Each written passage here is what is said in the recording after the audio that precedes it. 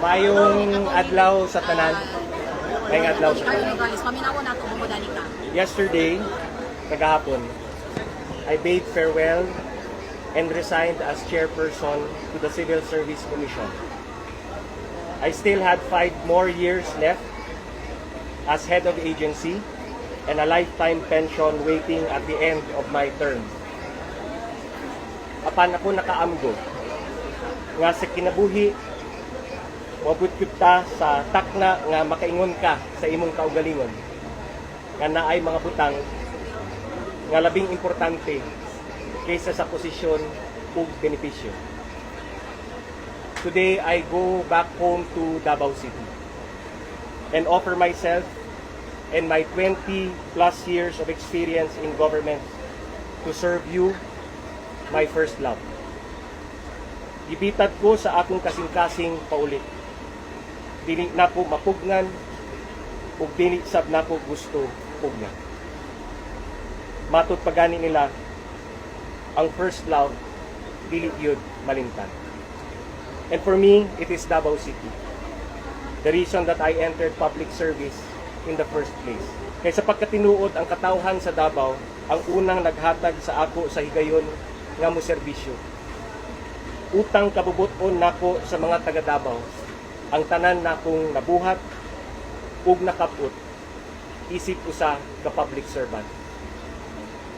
Tungod sab sa akong trabaho sa CSC, mas nikusog pa ang pagdasig kanako nga mobalik sa Davao. Nakita nako nga daghan kayong mga serbisyo pwedeng buhaton para mas mabati pagyud sa mga taga Davao ang tinuod nga paglambot. The best cities offer the best public services. Ang lungsod nga matiman nunon katambayayong ang iyang pumupuyo sa panahon sa panginahanlan, hilabi na sa dunay sakit, sa pagsiguro sa seguridad sa pagkaon, dunay bulig sa edukasyon, bukas ang mga oportunidad sa trabaho ug uban pang serbisyo publiko. Karong adlaw, ako mga kababayan, kaninyo gitugyan nako ang akong kapalaran.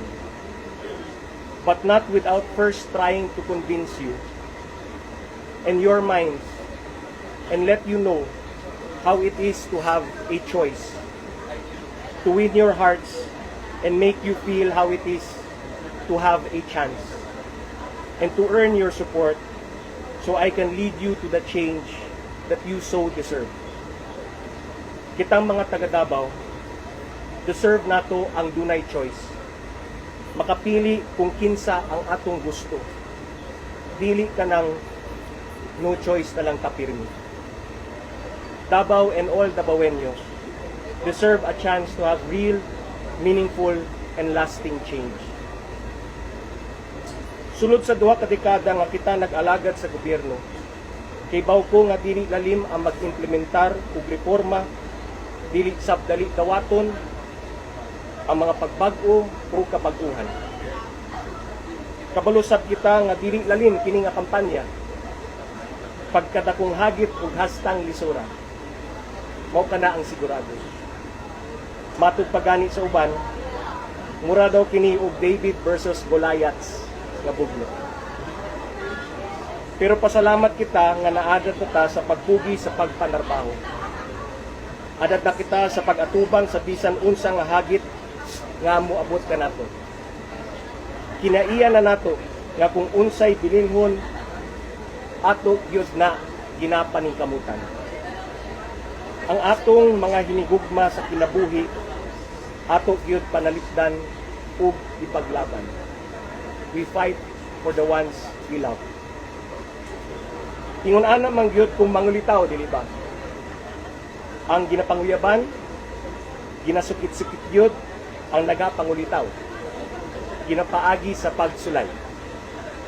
Kining tanan andam nakong atubangon. Kay kini ang akong pagtuo. The people of Davao have the right to choose the right choice at this right time in our beloved city's history. timaan sa usa ka demokrasya ang dunay kapilian. Unsa ang akong matanyag kaninyo, usa ka talagsaon nga kahigayunan para sa positibo nga pagbago. Today, I reach out to all of you. I ask for your kindness, your patience, your understanding.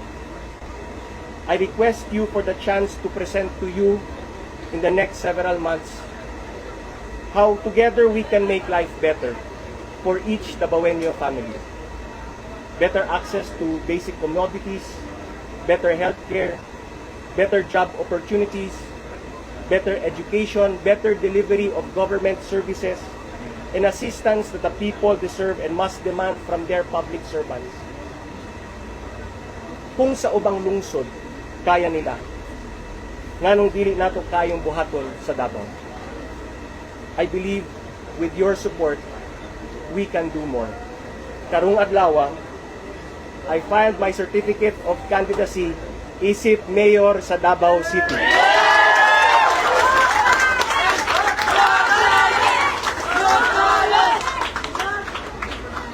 Wala pa takaybaw kung unsa man may tabo sa mga musunod nga yugto.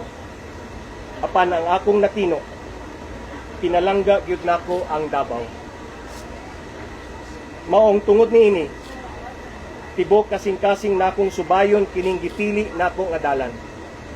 Para kaninyo mga kababayan ko, bisan unsa kayanon nako.